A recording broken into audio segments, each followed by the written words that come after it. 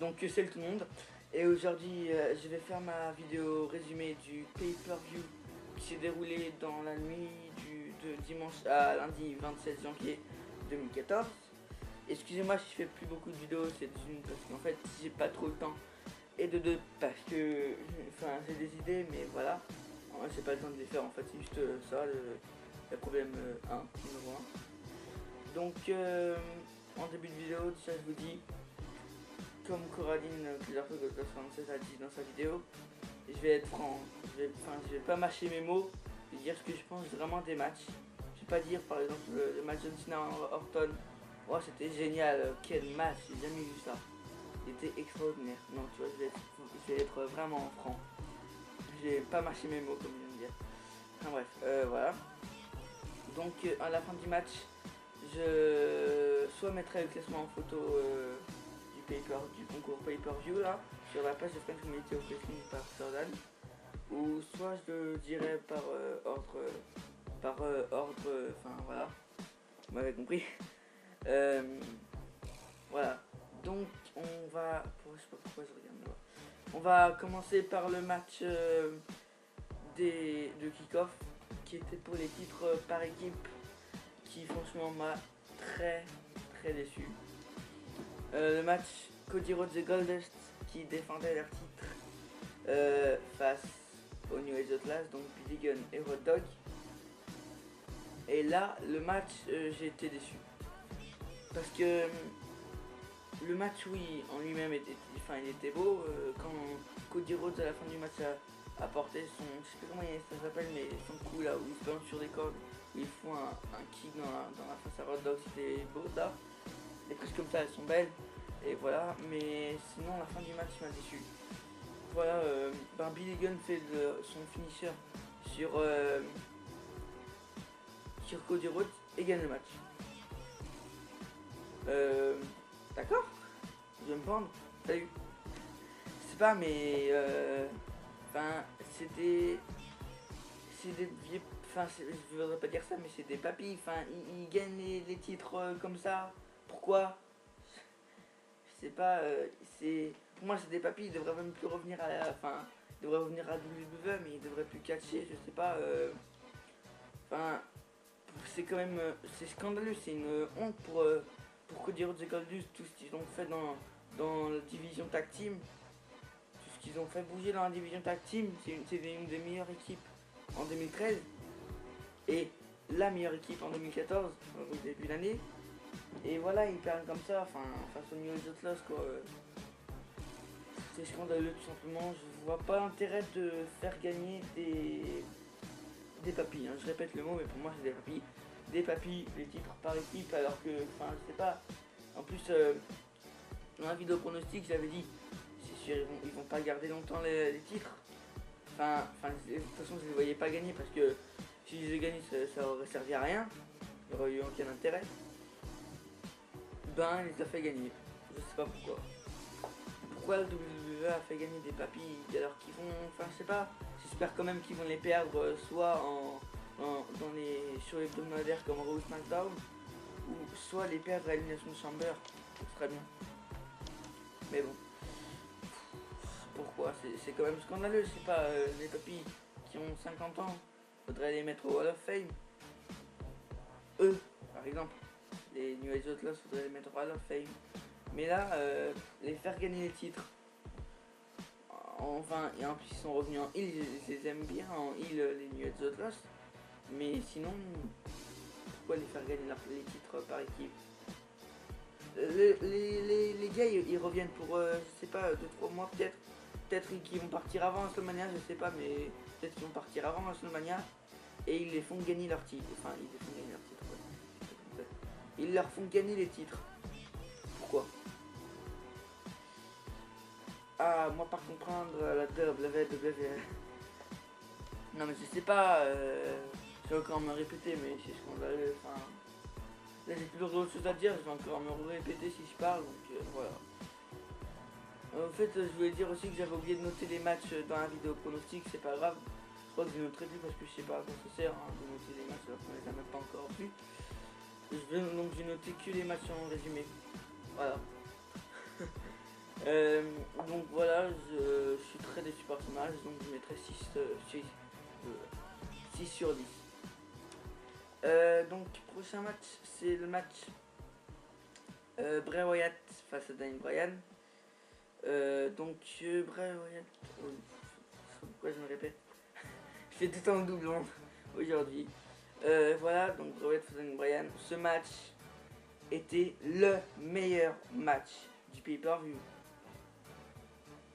Je lui attribuerai pratiquement un 10.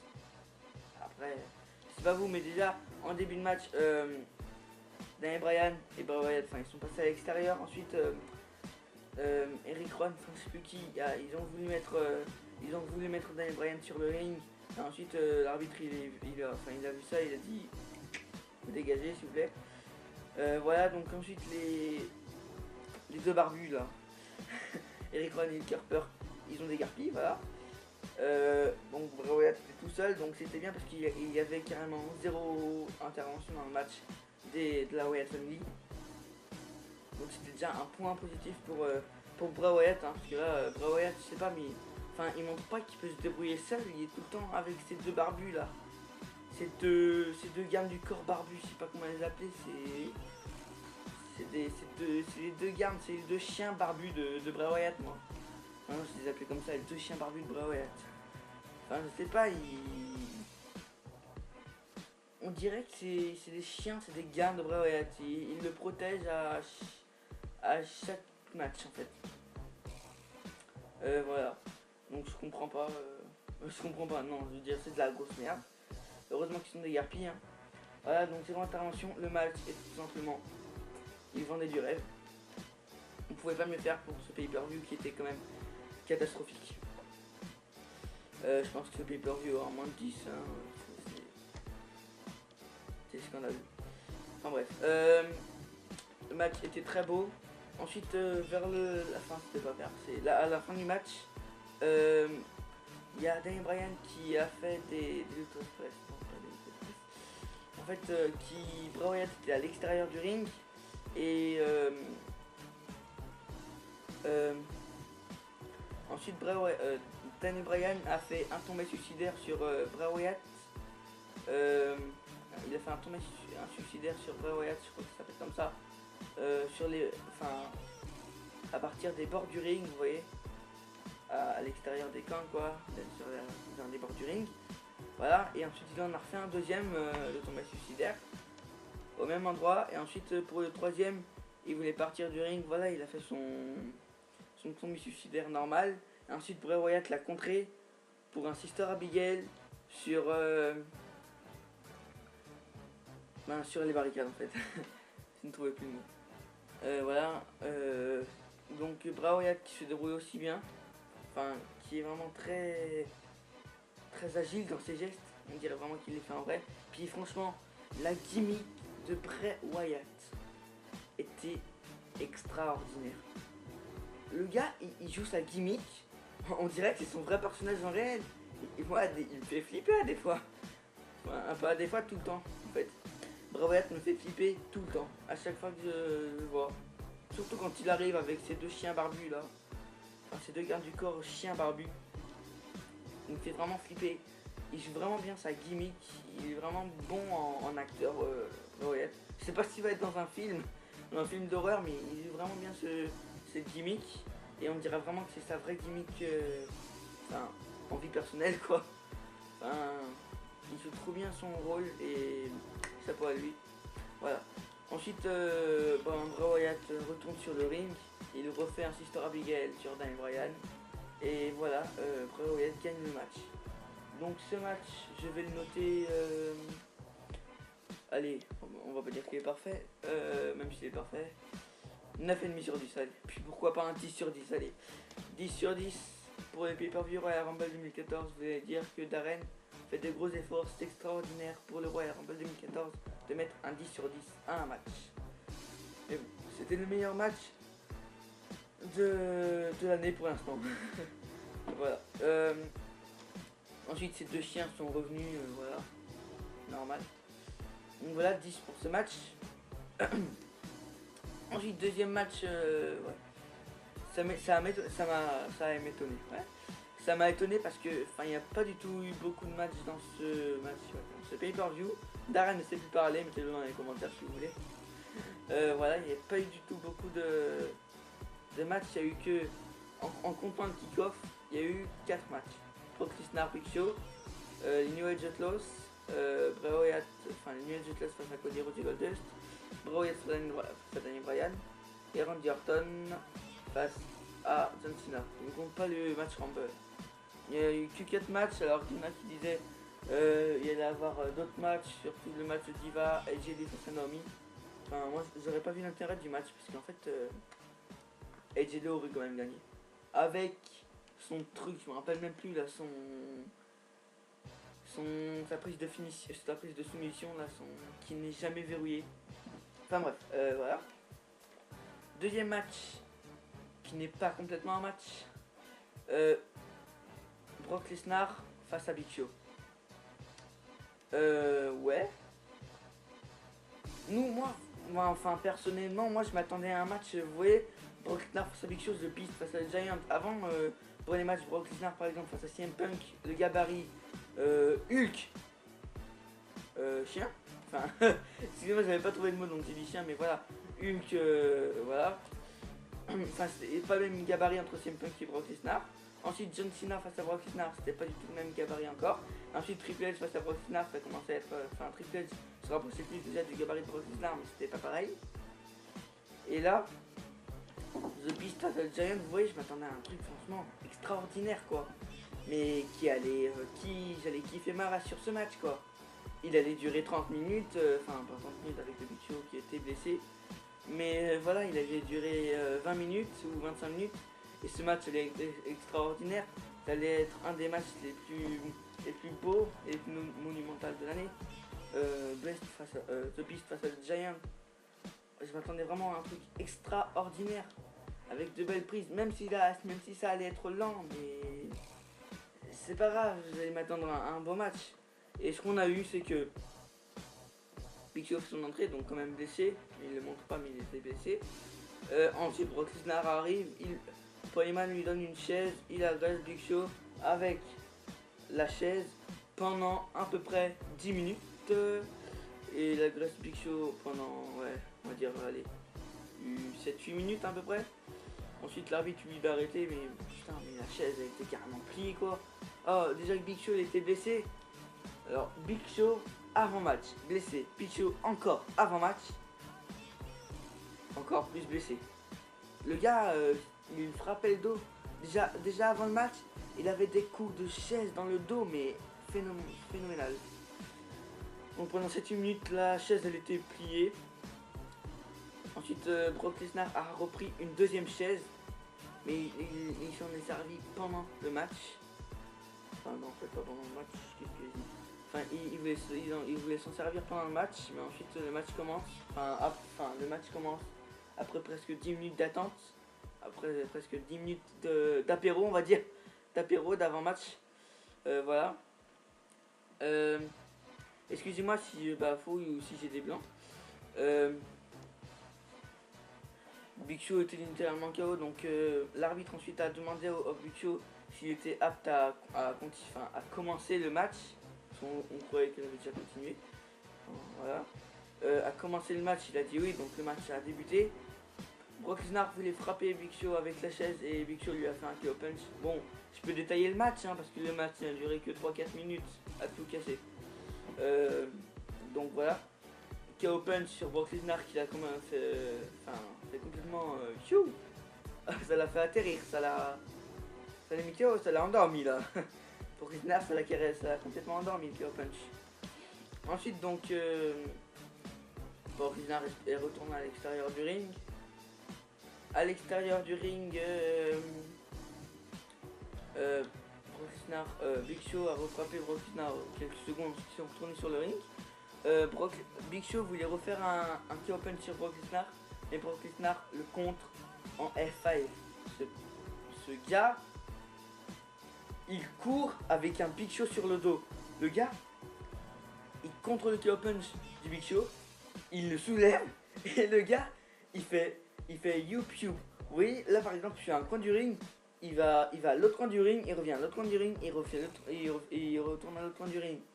Le gars, il a fait carrément 3 tours de ring, le gars, il a fait tchung tchung tchung avec le Big Show sur les épaules. Franchement, le gars, si ça aurait été du catch, ça aurait été même pas possible, même pour John Cena. Donc voilà, ça se voit qu'il ne fait pas du catch mais il fait de l'UFC. Voilà, donc ensuite il fait son F5 et le Big Show perd, oui. Et Brock Lesnar gagne le match, comme j'avais dit dans mes prédictions, enfin dans mes pronostics. Voilà, mais ce n'est pas terminé. Il y a encore d'autres choses. Enfin, il y a un après-match, vous voyez. En fait, il y a un avant-match, un apéro, moi j'appelle ça un apéro parce que ça a duré presque 10 minutes. Un apéro et un après-match. Voilà. Donc l'avant-match qui a duré plus longtemps que le match et l'après-match qui a duré plus longtemps que le match. Ce qui n'est pas très logique en fait. Voilà. Donc pour eux, en fait, ensuite il y a eu un après-match.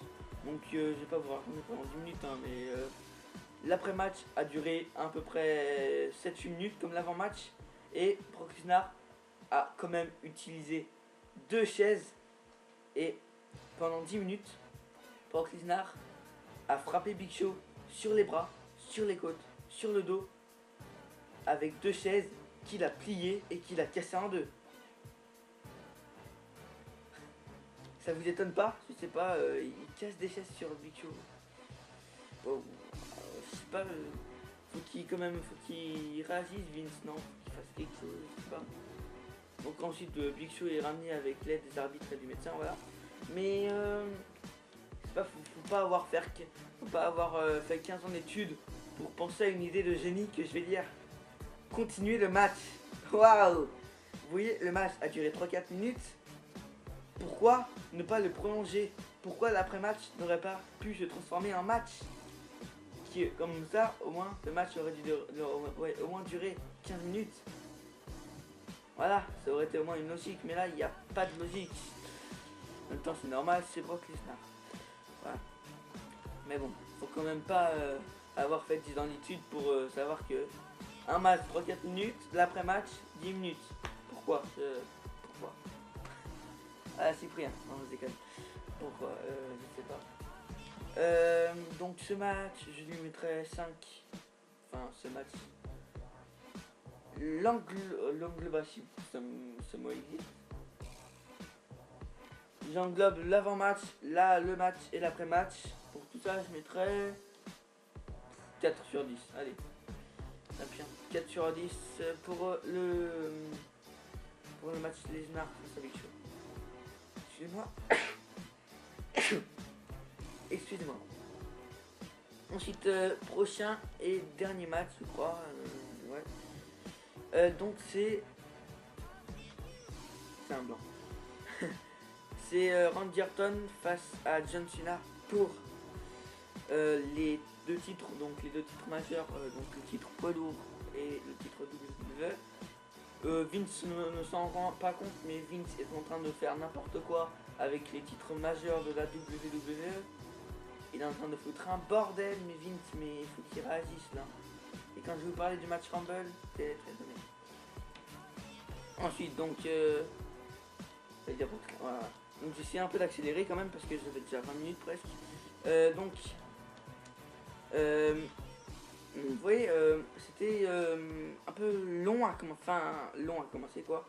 Randy Orton, John Cena, il nous bourrine le crâne pendant des mois avec cette putain de feud entre ces 2 hommes. Il nous bourrine le crâne, il nous repasse, on dirait c'est un replay pendant des semaines et des semaines de cette feud, vous voyez. Un replay qui passe pendant des semaines et des semaines, qui va durer jusqu'au Royal Rumble ou jusqu'à Elimination Chamber, ou même jusqu'à WrestleMania ou après, voilà. Donc c'était un peu un replay de cette feud. Vous voyez, moi, les feuds entre John Cena et Randy Orton en 2007 et en 2009, elles pétaient leur mère, elles pétaient leur race. Franchement, je kiffais regarder ça. C'était pour ça un peu que je regardais la WWE, c'était pour les feuds entre John Cena et Orton. Surtout l'Iron Man match entre John Cena et Orton qui était en 2009, je crois, et qui, franchement, était le meilleur match entre les deux. Voilà. Mais ce match était de la bouse. Voilà. Il n'y a pas d'autre mot. Pour vous faire un peu un résumé, déjà c'était très long à commencer le match. Puis en fait, toujours, il n'y avait que des AA de John Cena. Enfin, pendant tout le match, il n'y avait que des AA, d'Attitude Adjustment, et des STF de Cena. Il n'y avait que toujours ces deux prises. Et John Cena, il a répété toujours ses finishers là. Enfin, il a toujours répété ce qu'il fait. Là par contre, c'est vraiment la phrase exacte. Et ils ont aussi fait ça pour Randy Orton. Il a répété CRKO et tout. On dirait un replay. Voilà. Ah, c'est l'idée. Regardez, je vais vous passer la phrase de Closer to God 76 qui disait sur ce match. On a l'impression de voir un bis repetita, vous savez, comme dans certains trucs quand ils revivent toujours la même journée. Mais en fait, on a vécu ça avec le match John Cena-Randy Orton. Voilà. C'est exactement, elle vient de dire ce que je pensais de ce match. J'espère que vous avez entendu. Normalement, j'ai fait le test avant, vous avez entendu. Mais voilà, on aurait dit que c'était un replay. Vous voyez, ils revivent tout le temps la même chose. Enfin, comme je dis, c'était un replay. Depuis des semaines, c'est un replay de leur feu. Et là, c'est encore. Mais là, c'est un replay quand même du match. Dans un pay-per-view. Non, mais enfin. Merde, les gars, pas dans un pay-per-view. Déjà que c'est long à commencer cette feu. On nous l'a bourriné dans le crâne et on nous l'a fait passer en replay pendant des semaines. Dans les shows hebdomadaires comme Raw ou SmackDown. Non, arrêtez, les gars. Franchement, là, c'est. Pas dans les pay-per-view. Surtout pas dans les matchs pay-per-view. Parce que là. Voilà, c'est un peu con. Enfin bref. Donc ensuite, un moment, l'arbitre se prend un coup de pied de Randy Orton. En fait, vous voyez, John Cena voulait porter son attitude adjustment sur Randy Orton. Mais Randy Orton a un peu gesticulé comme un pingouin. Enfin, c'est pas comme un pingouin. Et ensuite a donné sans faire involontairement. Un coup de pied dans la face de l'arbitre qui met quand même jusqu'à la fin du match pour se ressoulever.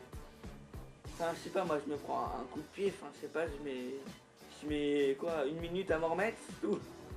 Voilà, je mets qu'une minute. Mais par contre, l'arbitre, le WWE fait passer les arbitres pour des tafioles, excusez-moi du nom, mais enfin, dites-moi si vous êtes d'accord avec moi en commentaire. Bien sûr, c'est fait exprès, mais enfin, le gars, il se prend un coup de pied involontairement dans la face. Moi, je mets une minute à me ressoulever. Le gars, il passe pour une tafiole. Il met presque un quart d'heure à se ressoulever d'un petit coup de pied. Le gars, complètement KO. Et plus aucun geste. Enfin, je sais pas, ça va pas s'assommer non plus. C'est pas comme si tu te prenais un tombstone. Enfin, c'est pas. Franchement, un petit coup de pied. C'est rien. Enfin, bref. Dites-moi si en commentaire si vous pensez aussi que la WWE fait passer les arbitres pour des tafioles. Moi je pense que oui. Un petit coup de pied c'est rien, le gars il se met 15 minutes à se ressoulever. Enfin bref. Voilà. Ensuite à la fin, ce que j'aimais bien dans le match, c'est que ensuite vers la fin du match, il y a Randy Orton en fait, il a fait un attitude adjustment sur John Cena. C'était vraiment bien. Il a fait un attitude adjustment sur John Cena et John Cena a fait un RKO sur Randy Orton. Donc c'était bien parce que il faisait les prises de l'adversaire, donc j'ai trouvé ça bien quand même. Le seul point positif du match, sinon tout était négatif. Voilà. Ensuite, Randy Orton a essayé à plusieurs reprises de faire son STF, enfin de faire le STF à Cena, il est arrivé mais Cena a toujours compté quoi. Et ensuite Randy Orton a fait un. Et Randy Orton a fait un RKO, je crois qu'il a gagné comme ça par un. Il n'a pas gagné comme ça, je crois. Ensuite, je crois, je me rappelle plus. Ouais, c'était John Cena, il faisait son STF sur Randy Orton. Et là, on entend la musique de la Wyatt Family, vous voyez, tout devient noir. Et là, on voit l'intro, on voit l'entrée de la Wyatt Family. Donc, et là, ça fait tête. Et la Wyatt Family est autour du ring. John Cena est étonné. Et ensuite, quand John Cena se retourne, il se prend un RKO de Randy Orton. Et 1, 2, 3, Randy Orton gagne le match. Les gars, vous n'avez pas trouvé plus original pour une fin de match pour les titres majeurs, là c'est quand même très simpliste, cette fin de match pour un pay-per-view et pour les titres majeurs. Enfin, c'est pas le gars, il est étonné, la Wyatt Family entoure le ring, John Cena est étonné, boum, RKO 1, 2, 3. C'est une des fins de match pour les titres majeurs les plus simplistes que la WWE a fait. Non mais là, franchement, gagner comme ça pour les titres majeurs en pay-per-view. Et en plus que c'est le début d'année, ça va être quoi pour Battleground à la fin de l'année. Enfin, pas complètement à la fin, mais ça va être quoi pour les pay-per-view pour la fin de l'année. Pour la fin de l'année, hop, une baffe, 1, 2, 3, ouh là là, c'était très fort, waouh, une baffe a fait gagner Randy Orton. Ça va bientôt être ça peut-être. Enfin bref, voilà. Donc victoire de Randy Orton. Ensuite à la fin, donc la Wyatt Family s'est acharnée sur John Cena. Et Bray Wyatt a... Putain, mais qu'est-ce qui joue bien son rôle, Bray Wyatt. Qu'est-ce qui joue bien son rôle, Bray Wyatt. Qu'est-ce qu'il est vraiment dans sa gimmick, il la joue, mais... au doigt à l'œil. Franchement, le gars, il la joue parfaitement, il n'y a pas un défaut dans sa gimmick. Tout est parfait. Et ensuite, Bray Wyatt porte son Sister Abigail sur John Cena et voilà, il repart. Donc pour ce match, je mettrai 6 sur 10. Allez.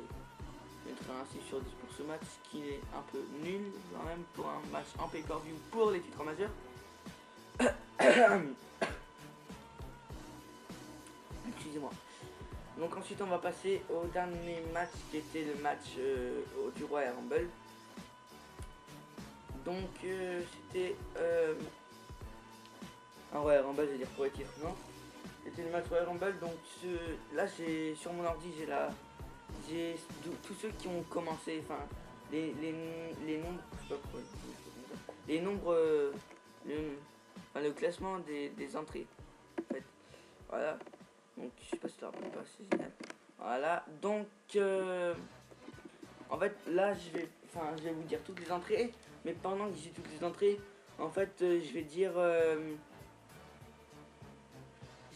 pour l'instant les moments qui m'ont pas choqué, mais les moments qui ont été extraordinaires pendant ce Royal Rumble, les personnes qui ont été extraordinaires pendant ce Royal Rumble. Voilà. Donc en premier, CM Punk. Ensuite, on devait savoir sur le concours Royal Rumble qui allait affronter, qui allait être face à CM Punk au début. C'était Seth Rollins. Voilà. Donc en première CM Punk, en deuxième Seth Rollins, en troisième Damien Sandow qui arrivait avec sa musique, c'était un peu lol, c'était drôle parce qu'en fait il courait avec sa musique, il courait, c'était rigolo. Ouais. Ensuite Damien Sandow est éliminé par c'est Rollins, je crois, ou CM Punk. Mais c'est bien parce que même s'il est éliminé en tout premier, c'est bien parce que Damien Sandow a eu sa place dans le Royal Rumble, et je trouve qu'il mérite, même si pour moi il aurait dû rester au moins 10 minutes de plus. Mais c'est bien, il a quand même participé au Rumble. Il l'a fait à Santino Marella, mais c'est pas grave. Il a quand même participé au Rumble. En quatrième, Cody Rhodes, qui est aussi resté jusqu'à presque à la fin du Rumble, et qui a vraiment été génial du début à la fin de Cody Rhodes. Ensuite en cinquième position, Kane. Bon. Kane qui arrive. Donc voilà, avec son costume ça change sa morphologie. Avec son costume ça fait pas même Kane en fait. Voilà, ensuite une minute après, CM Punk élimine Kane, donc Kane au niveau crédibilité il baisse d'à peu près 50-60% niveau crédibilité. Le gars il se fait éliminer en une minute, mais merde, c'est Kane, c'est celui qui avait fait, qui avait fait le plus d'éliminations au Royal Rumble quand même.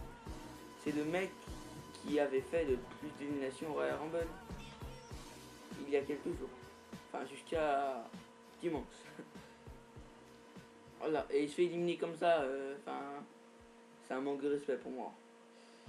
Ensuite, en 6ème, Alexander Rousseff, donc je sais pas qui c'est, et j'ai entendu que c'était un gars de la NXT qui est arrivé et qui, j'ai vu ça, enfin, je peux pas juger comme ça en un match, en un Rumble, alors qu'il enfin, il a même pas encore fait de match, mais les gens, les autres qui le connaissent disent que Alexander Rousseff est très très bien.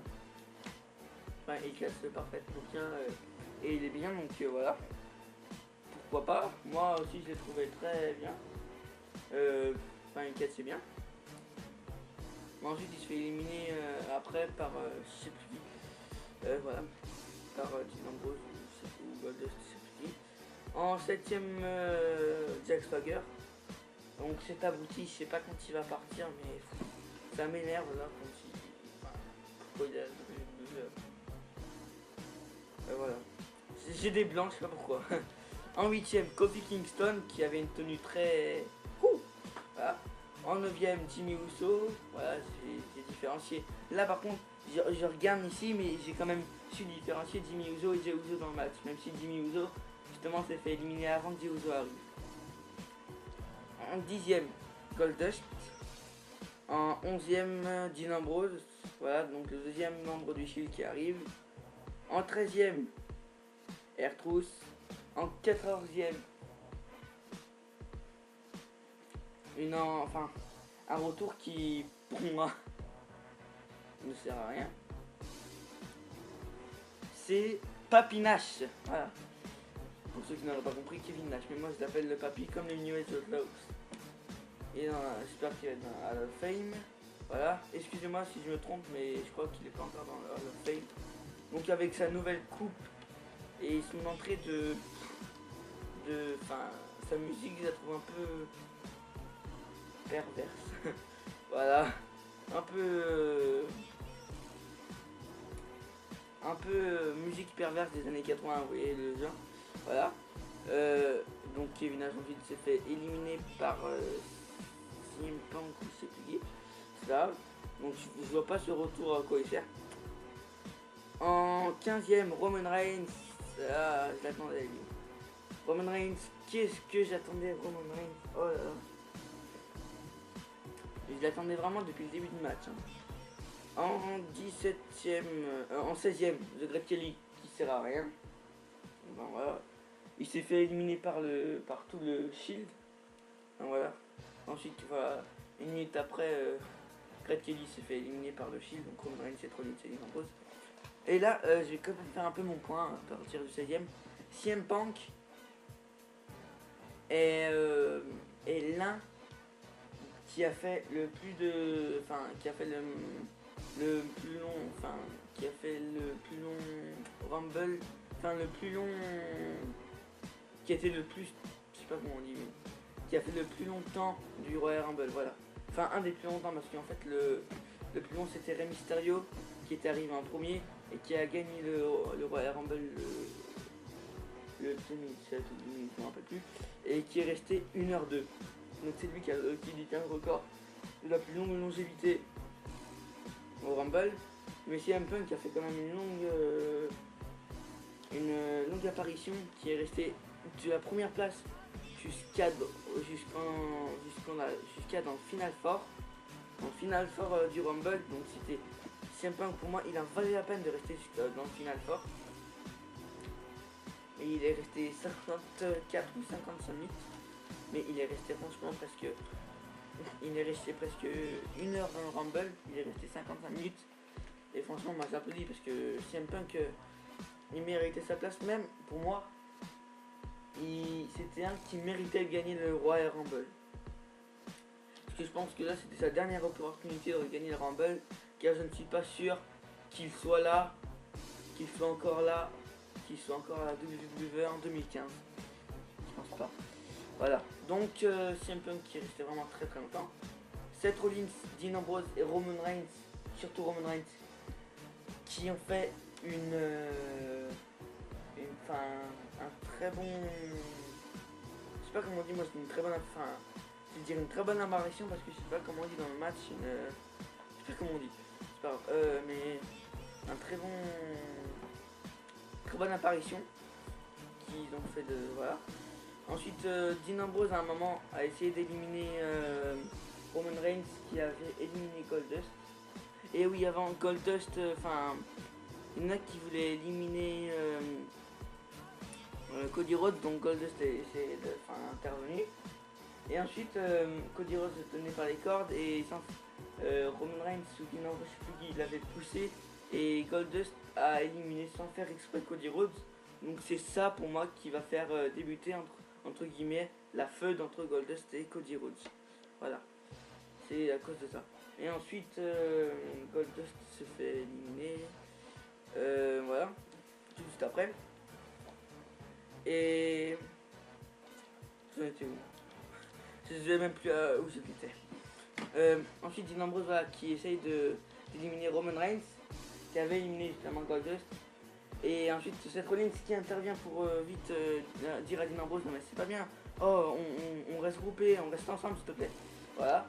Donc ensuite on voyait quand même que Roman Reigns était vicieux, il était grave énervé là, Roman Reigns il était vraiment, enfin il était pas content, il était énervé, il a pas compris pourquoi Roman Reigns a fait ça, mais voilà. Mais un peu plus tard dans le match, il y avait Seth Rollins et Dean Ambrose qui ont voulu éliminer Anthony Cesaro. Ensuite Roman Reigns, tellement qu'il était énervé, il a éliminé les trois d'un coup. Donc Anthony Cesaro, Dean Ambrose et Seth Rollins. En même temps, et chacun pour sa peau. Et je voulais dire, Roman Reigns, il était vraiment énervé. Hein. Donc il a éliminé Roman Reigns, il a éliminé Dean Ambrose et Seth Rollins et Anthony Cesaro, chacun pour sa peau. Il a lancé un regard à Dean Ambrose ou très méchant. Mais en même temps, c'est chacun pour sa peau, je voudrais dire. Donc, hein, voilà. Pas fait, enfin, il a pas fait exprès, mais c'est chacun pour sa peau. Et en plus, il a voulu l'éliminer avant Dean Ambrose. Donc, voilà. Ensuite, Alexander Rusev qui a fait une très bonne prestation dans le match. Ouais, c'est le mot que je cherchais depuis tout à l'heure, prestation. Oui. Dolph Ziggler, j'ai oublié de dire, mais Dolph Ziggler est revenu, a fait son retour, c'était pas complètement un retour. Hein. Enfin, c'était un retour, mais attendu par quelques personnes. Enfin, ensuite il s'est fait éliminer, il est resté un peu, mais voilà, normal. Ensuite, on va reprendre en 17ème, Sheamus est de retour. The Celtic Warrior Sheamus est enfin de retour. Il est revenu en face, mais ensuite à Raw, enfin pas à Raw, mais ensuite là, du ce que j'ai vu, Sheamus devrait faire un heel turn et Sheamus devrait devenir heel. Mais j'attendais vraiment un autre roux, ça fait du bien de voir un autre rouquin à la place de Heath Slater. En plus Heath Slater on le voit jamais, et enfin lui j'en pouvais plus quoi. Freeman Ben, lui avec les autres. Enfin un autre roux, Sheamus, qui a fait un brogue kick sur je sais plus qui, mais qui était fantastique, qui était extraordinaire. Je regarde à combien de temps de vidéo suit, je passe du temps, mais voilà, 30 minutes 45, donc je vais me brouiller, excusez-moi. Ensuite j'attendais vraiment le retour de Sheamus, qui est resté dans le Final Four. Ensuite The Miz, donc c'est bien que The Miz soit dans le Royal Rumble. Avant c'était un des plus grands de la WWE. Maintenant c'est, enfin pour moi c'est, enfin pour la WWE ils n'ont fait plus rien. Alors que pour moi il mériterait déjà un titre mineur, déjà un titre. Voilà. En 19ème Fandango. Vous allez voir ce qui se passe après. En 20ème on a El Torito qui arrive. Et pourquoi El Torito? Franchement je sais pas. Enfin, El Torito, et en plus El Torito élimine Fandango. Oh la honte que Fandango a dû se taper. Oh mon dieu. Oh là il a dû prendre sur lui pour pas s'énerver contre lui. Et la honte pour Fandango. Oh. Alors là niveau crédibilité il est encore plus bas que Dolph Ziggler. Alors là niveau crédibilité il est à moins 45% là, au niveau crédit. Il est décrédibilisé, mais pendant toute sa vie là. Pendant toute sa carrière, Fandango il est décrédibilisé. Se faire éliminer par El Torito, vous imaginez? Et pourquoi en plus El Torito vient dans le match? Ensuite El Torito s'est fait éliminer par Roman Reigns. Il adore qu'il se fasse éliminer. Voilà. Mais pourquoi El Torito, il y a des milliers, enfin il y a plein de lutteurs à la NXT qui voudraient être à la WWE et qui voudraient participer à un Royal Rumble. Et il y a du El Torito qui arrive, qui se pointe, qui élimine Fandango et qui se fait éliminer tout de suite après. Enfin, il reste 5 minutes dans le pay-per-view quoi et c'est éliminé ensuite. Pourquoi El Torito? Merde, putain. Le gars c'est un gueule. Excusez-moi mais. Enfin El Torito pour moi il a même pas sa place à la WWE. Mais c'est même pas un lutteur pour moi, c'est un comique. Voilà. Ensuite on a eu en 21ème Antonio Cesaro, donc je voudrais faire un point sur la prestation d'Antonio Cesaro qui était vraiment splendide là. Le gars il se fait acclamer comme jamais le gars. Là le gars ça va devenir un top face, le gars ça va devenir un top face WWE. C'est quand il va se débarrasser de José Bové et d'autres cons là. Et de l'autre là, Jack Swagger, enfin, faut vraiment qu'il s'élimine de. Vraiment qu'il se barre de l'autre José Bové et de l'autre américain là. Voilà, c'est très vite qu'il s'en débarrasse parce que là il a acclamé comme jamais. Là il est en push mais total. Niveau crédibilité, là il est en train de se faire crédibiliser mais comme jamais. Il se fait acclamer comme jamais. Et je voudrais aussi retenir le Cesaro Tournament, je sais pas comment on appelle ça. Le Cesaro Tournament ou le Cesaro Wins, Cesaro Wins ou le Cesaro Tournament, il a fait tourner pendant à peu près 10 ou 15 secondes une superstar et ensuite pendant, j'ai compté, hein, moi j'ai compté, pendant exactement 22 secondes, il a fait tourner Seth Rollins qui avait la tête qui tournait, là, il s'est pas ressouvé, tout de suite après. Hein. Anthony Cesaro, il est en top face, je voudrais vraiment vite qu'il se débarrasse de Jack Swagger et des José Bové très très vite là. Il est en top face, il est en push total, il est en top face, il faut vite qu'il se débarrasse. Ça m'énerve, enfin, il aurait pu rester dans le final 4 ou dans le final 5. Soit dans le final 4, soit dans le final 4 ou soit dans le final 5 du Royal Rumble parce qu'il en méritait de. Voilà. En 22ème, Luke Harper, bon sang fort, hein, après sa prestation. En 23ème, Jey Uso, qui arrive, enfin. En 24ème, donc JBL, le gars. Déjà, on entend sa musique JBL, il enlève son casque. Et tu sais, le gars qui est très très content, qui fait son beau gosse, tu sais, qui est content de retourner dans le ring, il donne sa veste à Michael Cole. Il a même pas le temps de donner sa veste que 2 secondes après, Roman Reigns le prend, boum, il est éliminé. JBL, il dit comme ça. Et hop, voilà, il reprend sa veste, il remet, il recommence. Il y a plein d'autres gens de la NXT, Jaina, Alexander Rusev, qui est venu déjà c'est bien, mais il y a plein d'autres gens à la place de El Torito et de JBL qui aimeraient être à la place. Plein de gens de la NXT qui aimeraient être à la place d'El Torito et JBL qui en valent même pas la peine d'être à la WWE et de participer au Rumble. Et ils participent, les deux gens, les superstars, El Torito et JBL, ils participent pour même pas 1 minute de match. Pourquoi? Je sais pas. Même encore Santino Marella, je le mets encore mieux. En 25ème, Eric Rowan qui se fait éliminer par Roman Reigns, je crois. En 26ème, Ryback. Et en 27ème, Alberto Del Rio. En 28ème, Batista qui fait son retour, qui a fait son retour il y a une semaine et qui se fait huer. Alors que c'est même pas de sa faute qu'il a gagné Rumble, voilà, tout le monde sait. En 29ème, Biggie Langston. Pour moi, Biggie Langston, il aurait dû venir en 13ème ou en 14ème position pour moi. Biggie Langston, il aurait dû venir en 13ème ou en 14ème. Et pour moi, Biggie Langston aurait dû être dans le final. S'il aurait pu être dans le final 4 ou dans le final 5 du Rumble, alors du match Rumble, pour moi, j'aurais été vraiment très content. Et Biggie Langston, enfin, voilà. je retrouve longtemps la vidéo là. En 30ème, Rey Mysterio qui se fait huer, je pense que c'est à cause de Batista, mais merde, quand même c'est Rey Mysterio. C'est la première fois que Rey Mysterio se fait huer. Depuis combien de temps Rey Mysterio s'est fait huer? Depuis là, Rey Mysterio ne s'est jamais fait huer. C'est la première fois que Rey Mysterio se fait huer à cause de Batista, et c'est même pas sa faute à Batista. C'est la faute à la compagnie. Voilà. Donc dans le Final Four, on avait Sheamus, CM Punk, Roman Reigns et Batista. Donc Sheamus qui se fait éliminer par enfin déjà on va dans l'ordre. Donc quatrième en les 4 derniers, c'est CM Punk qui se fait éliminer par Kane. Vous voyez en fait Kane le prend, enfin Kane arrive dans le ring. Enfin vous voyez, Kane monte les escaliers, il prend CM Punk qui est dans le coin. Et il le fait passer par-dessus la troisième corde et il fait éliminer CM Punk comme ça. Mais merde, c'est quand même CM Punk. Et en plus, pendant toute...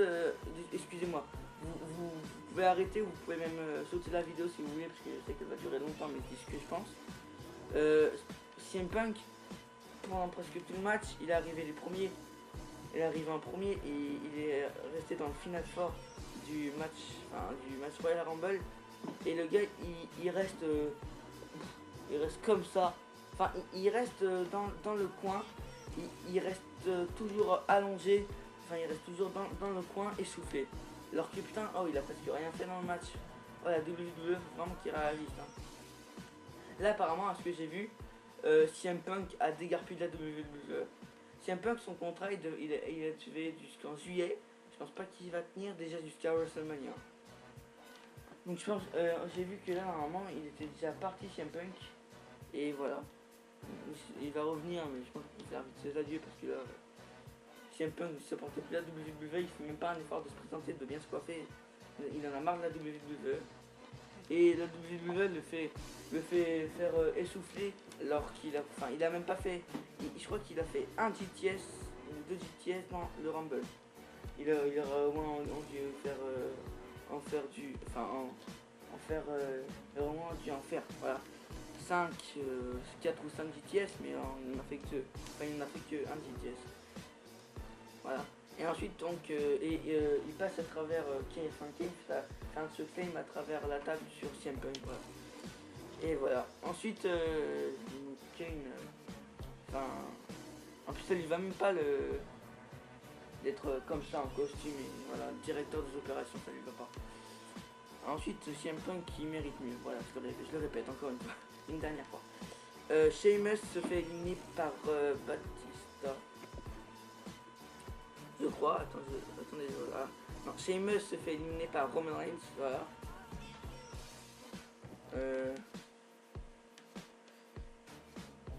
Sheamus se fait éliminer Roman Reigns. Non, Sheamus se fait éliminer par Roman Reigns. Putain. J'ai eu un blanc, excusez-moi. Et ensuite, dans les 2 derniers, il reste Roman Reigns et Batista. Tout le monde s'en doutait. Tout le monde disait. Les 60, on va dire,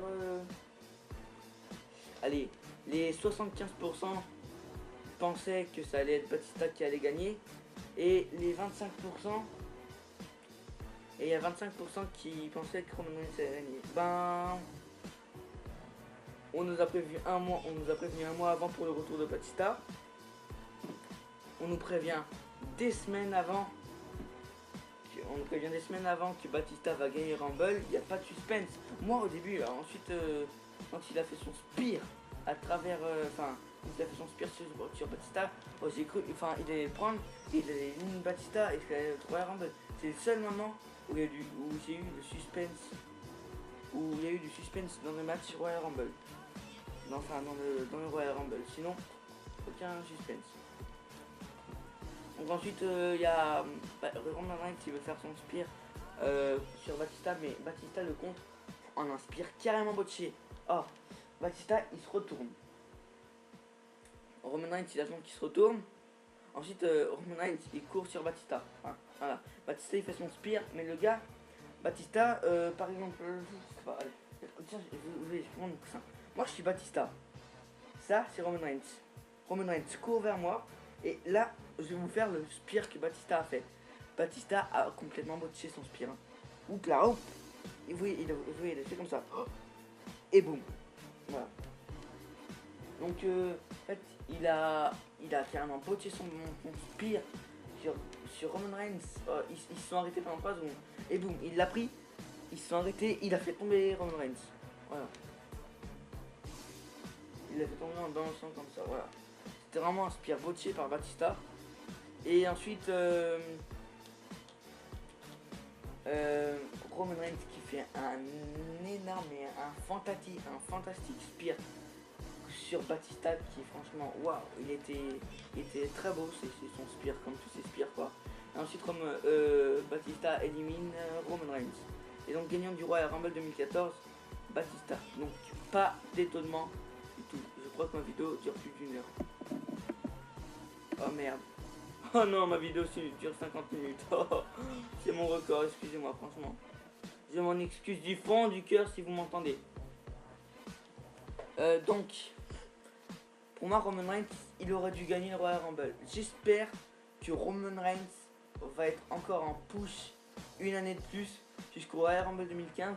Et qu'au Royal Rumble 2015, on ne spoile rien. Et que Roman Reigns gagne le Royal Rumble 2015. Et qu'il y ait un match pour le titre WWE à WrestleMania 31. Ce serait énorme que Roman Reigns ait un match à WrestleMania, qu'il gagne le Royal Rumble 2015 et qu'il ait un match face à l'Undertaker à WrestleMania 31, ou soit pour le match pour le titre WWE à WrestleMania. Il faut qu'il gagne le Rumble 2015, Roman Reigns. Hein. Voilà. Et donc Batista ensuite à la fin s'est fait huer. Alors qu'en fait c'est de la faute des... C'est de la faute en fait des merde, j'ai oublié. C'est de la faute de la compagnie, hein. C'est de la faute de la WWE. Batista il a rien fait. C'est eux. Là, Batista, on prévoit un mois avant que Batista fait son retour. Et on prévoit 2 ou 3 semaines. On prévoit 3 semaines avant que Batista va gagner au Royal Rumble. Le gars, il revient 6 jours avant. Enfin, le gars il est revenu à 6 jours. Il se fait déjà huer alors qu'il a gagné le Royal Rumble. Putain, la compagnie, franchement, ils ont fait n'importe quoi avec Batista alors que ça fait qu'une semaine qu'il est revenu. Et le public, faut un peu qu'ils comprennent que c'est aussi de la faute de Batista et qui eut la WWE et qui eut pas Batista, c'est pas de sa faute. Enfin, franchement, je donne mon respect à Batista parce que se faire huer après une semaine et le gars il est revenu il y a une semaine, il se fait déjà huer. Franchement, respect pour Batista pour qu'il éclate pas d'énervement, franchement, pour qu'il pète pas un câble. C'est même pas de la faute de Batista, ça m'énerve. Donc je pense que la WWE après, vu la réaction du public, Batista qui a hué et vu la réaction du public dans tout le pay-per-view carrément, je pense que la WWE et Vince ont eu une réunion d'urgence et je pense qu'ils ont changé les plans pour Elimination Chamber et pour WrestleMania. Parce que là, on a déjà les matchs de WrestleMania et les rivalités de WrestleMania 15 km à l'avant. Enfin, il reste 4 mois avant WrestleMania et on est spoilé des matchs et des rivalités de WrestleMania à 15 km. Enfin, franchement, pour WrestleMania, en plus, c'est le 30 dans WrestleMania. J'espère que Vince McMahon, que la WWE a changé ses plans pour WrestleMania et qu'ils ont tout fait changer. Parce que là, on est spoilé à 15 km de ce qui va se passer à WrestleMania 30. Je sais pas pourquoi, mais... On a toutes les rivales, on a tous les matchs, on a toutes les rivalités, on a tous les matchs de WrestleMania. On est spoilé à 15 km. On savait que Batista allait gagner, il se fait huer alors que c'est même pas de sa faute.